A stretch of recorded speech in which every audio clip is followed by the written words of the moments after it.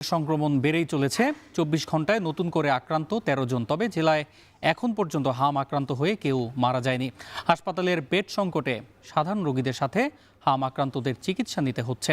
Pabna general হাসপাতাল থেকে এ নিয়ে আরও জানাতে যুক্ত হচ্ছেন সহকর্মী মাসুদ রানা। মাসুদ, জানাবেন জেলায় হামের প্রকোপ কেমন দেখছেন আর চিকিৎসকরা কি বলছেন?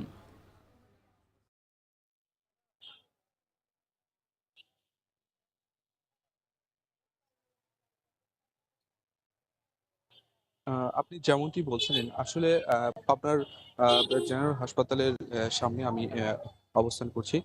এছাড়াও কিন্তু আমরা দেখেছি যে পাবনার ২৪ ঘন্টায় ১৩ জন হামে আক্রান্ত হয়ে নতুন রোগী ভর্তি হয়েছে। এছাড়াও ২৪ ঘন্টায় কিন্তু আ ১৩ জন সুস্থ হয়ে বাড়ি ফিরেছে।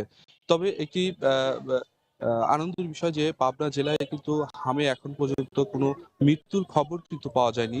সেই সাথে আমরা আ পাবনা জেনারেল হাসপাতালের সহকারী পরিচালকের সাথে কথা বলেছি। তিনি আমাদেরকে জানিয়েছেন যে পাবনায় শিশু ওয়ার্ডে ৩৮ টি বেড থাকায় আসলে ২০০ থেকে ২০০ র অধিক সংখ্যক কিন্তু রুগী ভর্তি হচ্ছে। সেই সাথে কিন্তু বিভিন্ন আমরা দেখেছি যে বিভিন্ন বারান্দা থেকে শুরু করে বিভিন্ন স্থানের যত্রতত্র আসলে সাধারণ রোগীদের সাথে হামের যে রুগী রয়েছে তারাও কিন্তু চিকিৎসা নিচ্ছে। সে সাথে যদি আমি একটু বলি, আমি আসলে সাধারণ মানুষের সাথে কথা বলেছি যে হামের প্রকোপ কিন্তু দিন, দিন বেড়েই চলেছে পাবনায়।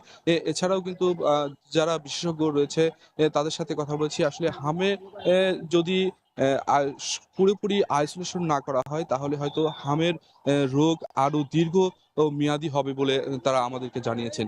এছাড়াও কিন্তু তারা পর্যাপ্ত পরিমাণ চিকিৎসা সেবা দিচ্ছে। এছাড়াও আমরা দেখেছি যে পাবনা জেলায় ১,৪৪,৯৪১ টি হামের টিকা এখন পর্যন্ত পাবনার ৯ টি উপজেলায় পর্যায়ক্রমে দেয়া হয়েছে। সেই সাথে আমরা দেখেছি যে এখন পর্যন্ত পাবনায় যে মৃত্যুর হার কিন্তু এখন পর্যন্ত আমরা দেখিনি। আসলে এই ছিল পাবনা থেকে সর্বশেষ। পাবনা জেনারেল হাসপাতাল থেকে যুক্ত ছিলেন সহকর্মী মাসুদ রানা।